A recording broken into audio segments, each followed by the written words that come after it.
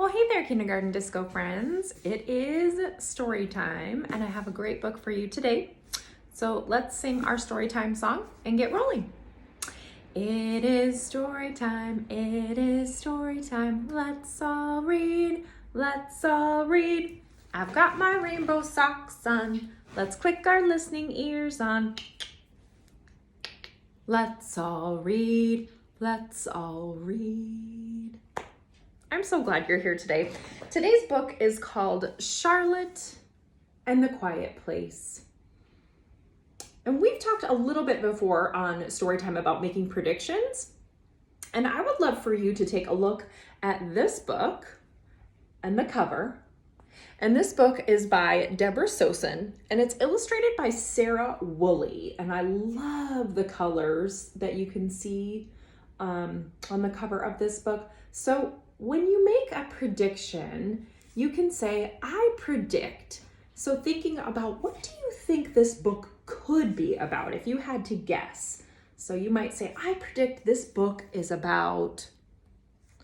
You can also make an I wonder. So you could look at this book and say, I wonder where this girl is. I wonder what's going to happen in this story. So you can make a prediction or an I wonder. So take a second and make that. Maybe you can tell the grown-up that you're with if you're sitting next to your grown-up. Charlotte and the Quiet Place. And you can see it's a very sunny day here. And I wonder what your weather is like where you live. Charlotte's house is noisy. I'm going to move this way so you'll be able to see all of the drawings much closer. In the hallway, the floorboards groan. In the living room, the TV bellows and blares. And can you see Charlotte? What is she doing? Can you try to make that same face and put your fingers like on your ears just like she is? Looks like her house is pretty noisy. In the kitchen, her dog Otto yips, yaps, and yowls. Even in the bedroom, which is supposed to be the quiet place, the old steam radiator hisses, whistles, and whines. Where can Charlotte find a quiet place? And look, there's Charlotte again, trying to find some more quiet. Charlotte's school is noisy. In the classroom, the bell clangs. In the lunchroom, the trays clatter and crash.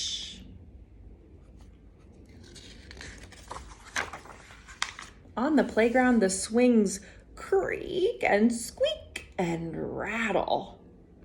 Even in the library, which is supposed to be the quiet place, the children giggle, yammer, and yell. Where can Charlotte go to find a quiet place? You see Charlotte, she put the books over her ears to try to find quiet. Here she is walking through her neighborhood. Charlotte's neighborhood is very noisy. On the sidewalk, the jackhammers blast, and on the streets, the sirens warble and wail.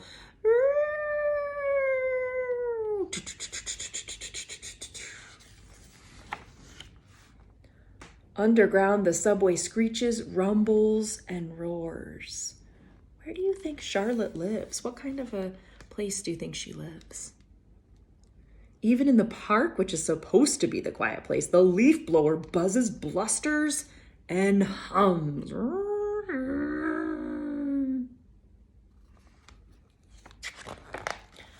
Oh no, cries Charlotte. I have to find a quiet place.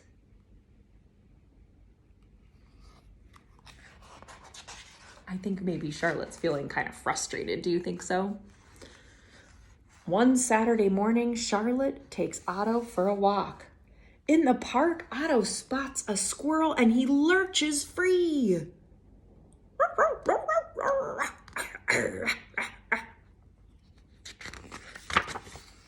Charlotte chases Otto, charging down the hill, over the bridge, into a grove where Otto skids to a stop.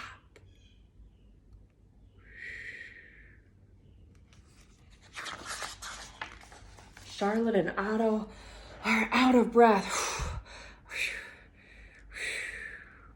Together they sit down to rest. They close their eyes. Charlotte's belly rises up and down.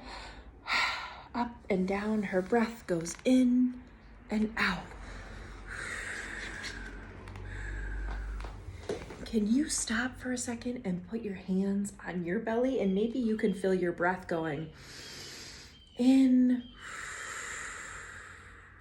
out, just like Charlotte's doing. She's listening to her breathing, right? Her mind slows down. It is quiet at last. It's so quiet. Charlotte notices an even quieter place.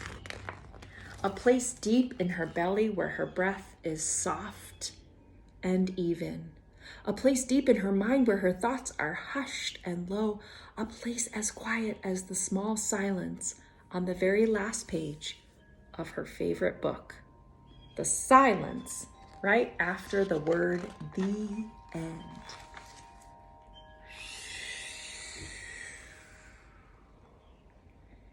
You can see the picture of the park, and there is our friend Charlotte. I think she's found her quiet place, huh? When Charlotte's ready, she and Otto hike slowly away from the grove, back over the bridge, up the hill, towards home. Nowadays, Charlotte's house is still very noisy.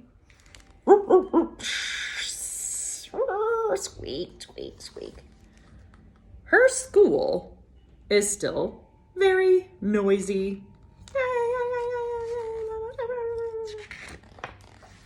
Her neighborhood is still very noisy. Beep, beep, beep, beep. But Charlotte remembers that day in the park. So wherever she is, whenever she wants, when her world is too noisy, Charlotte simply closes her eyes and travels back to that peaceful place. The place deep in her belly, where her breath is soft and even. The place deep in her mind, where her thoughts are hushed and low. The quiet place inside.